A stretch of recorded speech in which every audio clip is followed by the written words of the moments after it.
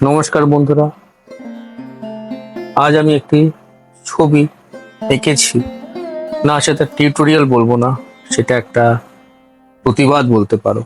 কারণ আর সময় বড় অস্থির, রাতগুলো যেন আরো বেশি অন্ধকার।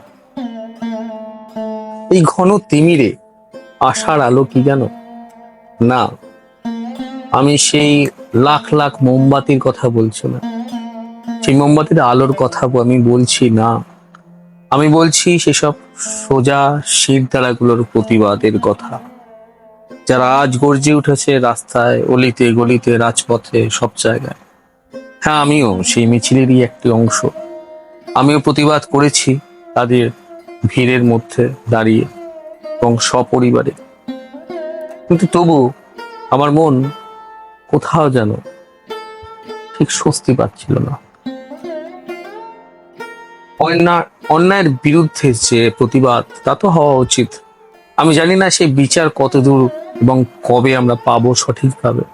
বাট হ্যাঁ, এই প্রতিবাদ আমাদের চালিয়ে যেতে হবে বন্ধুরা।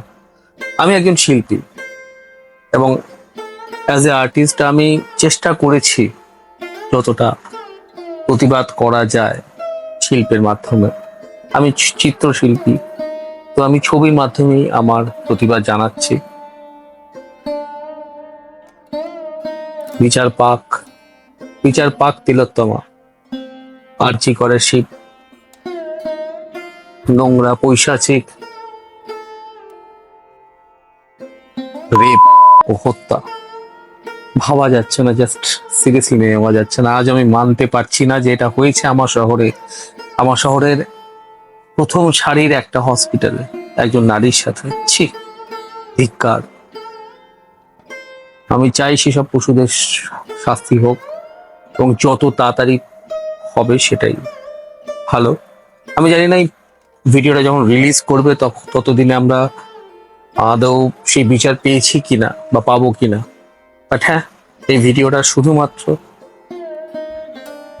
আর্টের জন্য না, কিন্তু আর্ট যে জন্য সেই জন্য, বিকজ আর্ট সোসাইটির জন্য, সমাজের জন্য। আমার সেই আর্ট যদি সোসাইটিকে চেঞ্জ করার, যদি 0.0001%ও কাজে লাগে, যদি একটি মানুষ উদ্বুদ্ধ হয়, তবেই আমার সার্থকতা, সেই সৃষ্টির সার্থকতা। সেই সব মাথায় রেখে আজকে একটা প্রতিবাদ আমি জানিয়েছি আমার স্কেচিং এর মাধ্যমে।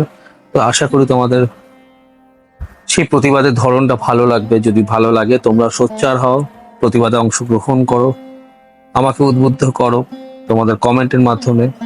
আর প্লিজ, যদি পারো, নিজেদের অংশগ্রহণ করো, সেই সব সোজা শিরদাঁড়াদের পাশে নিজের শিরদাঁড়া সোজা করো। তো চলো, আজকের এই প্রতিবাদ শুরু করা যাক।